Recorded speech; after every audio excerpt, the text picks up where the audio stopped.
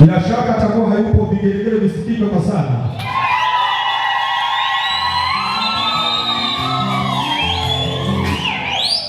Na kuonyeni na kutakeni ninyi wawili, mmoja wenu akijua zuio lolote la kuwazuia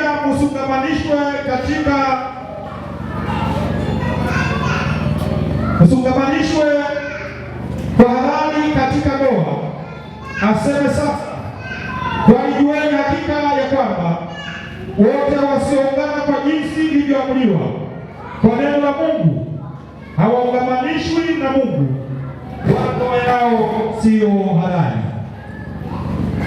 Elimu na kuuliza kwenda kwenye stadium mpaka kesha na jana kwa mkiako, inawezekana umebadili maamuzi, na niko na kuuliza kama pia lolote la kutoka kuungana na Bethesda leo, useme mbele ya madhabahu.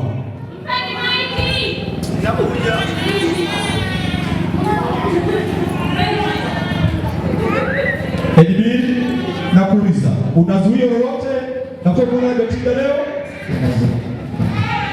Na zuia vigelegele kwa Bwana, hanazuia.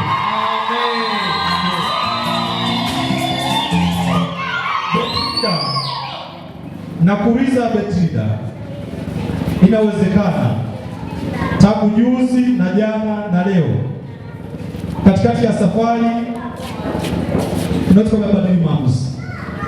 Je, unazuia lolote?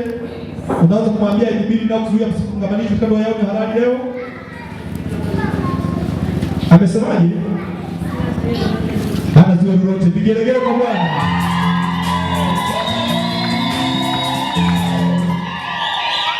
Basi niombe watu wote tuketi, waketisheni makusi wetu, na mchungaji mwenyeji atagawa nafasi za nyimbo za kwaya. Karibu mchungaji kwa Bwana. Mungu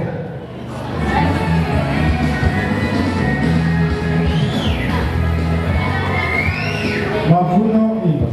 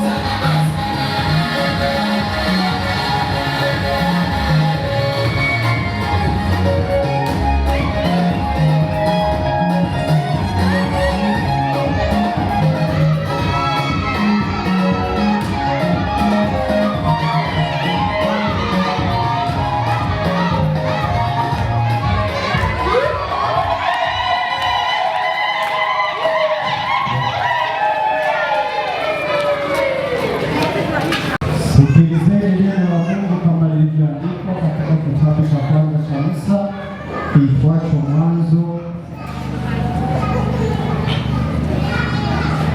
Sikilizeni neno la Mungu kama lilivyoandikwa katika kitabu cha kwanza cha Musa kiitwacho Mwanzo sura ya 2, itaanza aya ile ya 18 mpaka pale tutakapoishia.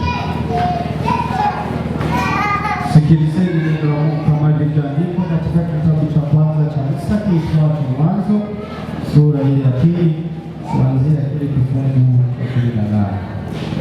Bwana Mungu akasema, si vema huyo mtu awe peke yako, tutamfanyia msaidizi wa kufanana naye. Bwana Mungu akafanyiza kutoka katika ardhi kila mnyama wa msituni na kila ndege wa angani, akamletea